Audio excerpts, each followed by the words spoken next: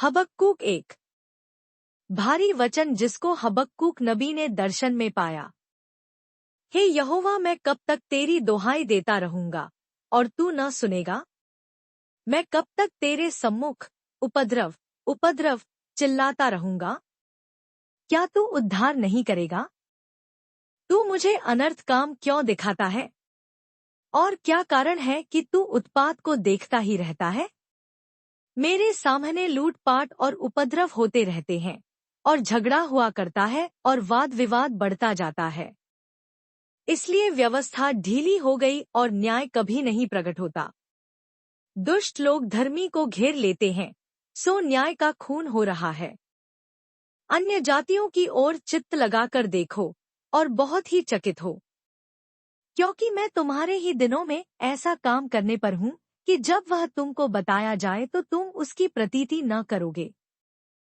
देखो, मैं कसदियों को उभारने पर हूँ। वे क्रूर और उतावली करने वाली जाति हैं, जो पराये वासस्थानों के अधिकारी होने के लिए पृथ्वी भर में फैल गए हैं। वे भयानक और डरावने हैं। वे आप ही अपने न्याय की बड़ाई और प्रशंसा का कारण हैं। उनके घोड़े चीतों से भी अधिक वेग चलने वाले हैं और सांझ को आहर करने वाले हुंडारों से भी अधिक क्रूर हैं। उनके सवार दूर दूर कूदते फांदते आते हैं। हाँ, वे दूर से चले आते हैं और आहर पर झपटने वाले उकाब की नाई झपट्टा मारते हैं। वे सब के सब उपद्रव करने के लिए आते हैं। सामने की ओर मुख किए हुए वे सीधे बने चले जाते हैं और बंधुओं को बालों के किनकों के समान बटोरते हैं। राजाओं को वे ठट्ठों में उड़ाते और हाकिमों का उपहास करते हैं। वे सब दृढ़ गढ़ों को तुच्छ जानते हैं, क्योंकि वे दमदमा बांधकर उनको जीत लेते हैं। तब वे वायु की नाई चलते और मर्यादा छोड़कर दोषी ठहरते हैं, क्योंकि उनका बल ही उनका देवता है। हे मेरे प्रभु यहोवा, हे मेरे पवित्रा परमेश्वर, क्या तू अनादि काल से नहीं है? इस कारण हम लोग नहीं मरने के। हे यहोवा, तूने उनको न्याय करने के लिए ठहराया है। हे चट्टान, तूने उलाहना देने के लिए उनको बैठाया है। तेरी आंखें ऐसी शुद्ध हैं कि तू बुराई को देख ही नहीं सकता और उत्पात को देखकर चुप नहीं रह सकता। फिर तू विश्वासघातियों को क्यों देखता रहता? और जब दुष्ट निर्दोष को निगल जाता है, तब तू क्यों चुप रहता है? तू क्यों मनुष्यों को समुद्र की मछलियों के समान और उन रेंगने वाले जंतुओं के समान बनाता है, जिन पर कोई शासन करने वाला नहीं है? वह उन सब मनुष्यों को बंसी से पकड़कर उठा लेता और जाल में घसीटता और महाजाल में फंसा लेता है। इस कारण वह आनंदित और मगन है। इसीलिए वह अपने जाल के सामने बलि चढ़ाता और अपने महाजाल के आगे धूप जलाता है, क्योंकि इन्हीं के द्वारा उसका भाग पुष्ट होता और उसका भोजन चिकना होता है। परंतु क्या वह जाल को खाली करने और जाति जाति के लोगों को लगातार निर्दयता से घात करने से हाथ न रोकेगा? हबक्कूक 2। मैं अपने पहरे पर खड़ा रहूंगा और गुम्मट पर चढ़कर ठहरा रहूंगा और ताकता रहूंगा कि मुझसे वह क्या कहेगा, और मैं अपने दिए हुए उलाहने के विषय में उत्तर दूं। यहोवा ने मुझसे कहा, दर्शन की बातें लिख दे, वरन पटियाओं पर साफ साफ लिख दे कि दौड़ते हुए भी वे सहज से पढ़ी जाएं। क्योंकि इस दर्शन की बात नियत समय में पूरी होने वाली है, वरन इसके पूरे होने के समय वेग से आता है। इसमें धोखा न होगा। चाहे इसमें विलंब भी हो, तो आई उसकी बाट चाहते रहना, क्योंकि वह निश्चय पूरी होगी और उसमें देर न होगी। देख, उसका मन फूला हुआ है, उसका मन सीधा नहीं है, परंतु धर्मी अपने विश्वास के द्वारा जीवित रहेगा। दाखमधु से धोखा होता है, अहंकारी पुरुष घर में नहीं रहता, और उसकी लालसा अधोलोक के समान पूरी नहीं होती, और मृत्यु की नाई उसका पेट नहीं भरता। वह सब जातियों को अपने पास खींच लेता और सब देशों के लोगों को अपने पास इकट्ठे कर रखता है। क्या वे सब उसका दृष्टांत चलाकर और उस पर ताना मारकर न कहेंगे कि हाय उस पर जो पराया धन छीन छीन कर धनवान हो जाता है? कब तक? हाय उस पर जो अपना घर बंधक की वस्तुओं से भर लेता है। जो तुझसे कर्ज लेते हैं, क्या वे लोग अचानक न उठेंगे?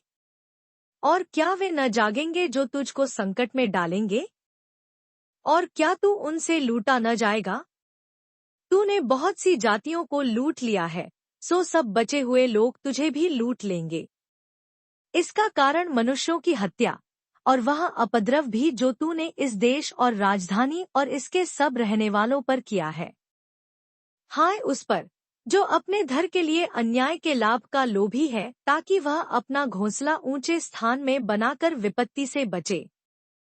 तूने बहुत सी जातियों को काटकर अपने घर लिए लज्जा की युक्ति बांधी और अपने ही प्राण का दोषी ठहरा है। क्योंकि घर की भीत का पत्थर दोहाई देता है और उसके छत की कड़ी उनके स्वर में स्वर मिलाकर उत्तर देती है। हाय उस पर जो हत्या करके नगर को बनाता और कुटिलता करके गढ़ को दृढ़ करता है। देखो, क्या सेनाओं के यहोवा की ओर से यह नहीं होता कि देश देश के लोग परिश्रम तो करते हैं, परंतु वे आग का कौर होते हैं, और राज्य राज्य के लोगों का परिश्रम व्यर्थ ही ठहरता है? क्योंकि पृथ्वी यहोवा की महिमा के ज्ञान से ऐसी भर जाएगी जैसे समुद्र जल से भर जाता है। हाय उस पर जो अपने पड़ोसी को मदिरा पिलाता और उसमें विष मिलाकर उसको मतवाला कर देता है कि उसको नंगा देखे। तू महिमा की संति अपमान ही से भर गया है। तू भी पी और अपने को खतनाहीन प्रकट कर।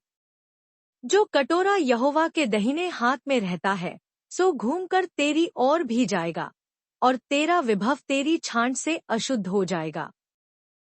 क्योंकि लबानोन में तेरा किया हुआ उपद्रव और वहां के पशुओं पर तेरा किया हुआ उत्पात, जिनसे वे भयभीत हो गए थे, तुझी पर आ पड़ेंगे।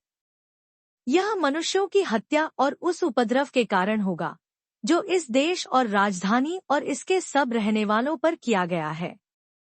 खुदी हुई मूरत में क्या लाभ देखकर बनाने वाले ने उसे खोदा है? फिर झूठ सिखाने वाली और ढली हुई मूरत में क्या लाभ देखकर ढालने वाले ने उस पर इतना भरोसा रखा है कि न बोलने वाली और निकम्मी मूरत बनाए? हाय उस पर जो काट से कहता है, जाग, व अबोल पत्थर से, उठ। क्या वह सिखाएगा? देखो, वह सोने चांदी में मढ़ा हुआ है, परंतु उसमें आत्मा नहीं है।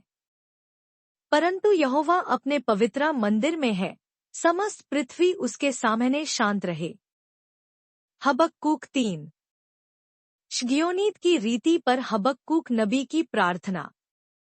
हे यहोवा, मैं तेरी कीर्ति सुनकर डर गया।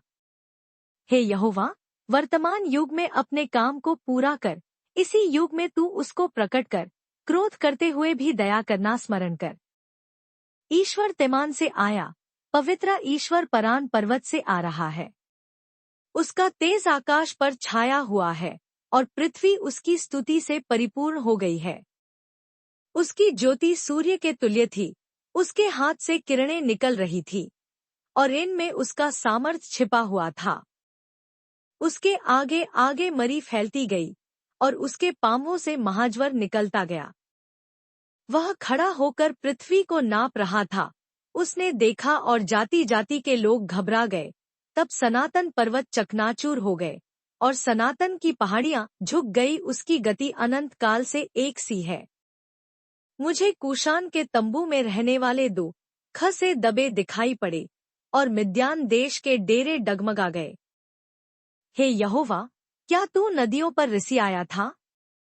क्या तेरा क्रोध नदियों पर भड़का था, अथवा क्या तेरी जलजलाहट समुद्र पर भड़की थी, जब तू अपने घोड़ों पर और उद्धार करने वाले विजयी रथों पर चढ़कर आ रहा था? तेरा धनुष खोल में से निकल गया, तेरे दंड का वचन शाप के साथ हुआ था। तूने धरती को नदियों से चीर डाला। पहाड़ तुझे देखकर कांप उठे, आंधी और जल प्रलय निकल गए। गहरा सागर बोल उठा और अपने हाथों अर्थात लहरों को ऊपर उठाया। तेरे उड़ने वाले तीरों के चलने की ज्योति से और तेरे चमकीले भाले की झलक के प्रकाश से सूर्य और चंद्रमा अपने अपने स्थान पर ठहर गए। तू क्रोध में आकर पृथ्वी पर चल निकला, तूने जाति जाति को क्रोध से नाश किया। तू अपनी प्रजा के उद्धार के लिए निकला, हाँ, अपने अभिषिक्त के संग होकर उद्धार के लिए निकला। तूने दुष्ट के घर के सिर को घायल करके उसे गल से नेव तक नंगा कर दिया। तूने उसके योद्धाओं के सिरों को उसी की बर्छी से छेदा है। वे मुझ को तितर बितर करने के लिए बवंडर की आंधी की नाई आए और दीन लोगों को घात लगाकर मार डालने की आशा से आनंदित थे।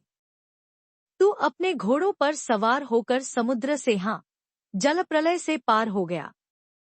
यह सब सुनते ही मेरा कलेजा कांप उठा, मेरे ओंठ थरथराने लगे, मेरी हड्डियां सड़ने लगी और मैं खड़े खड़े कांपने लगा। मैं शांति से उस दिन की बाट जोहता रहूंगा जब दल बांधकर प्रजा चढ़ाई करे।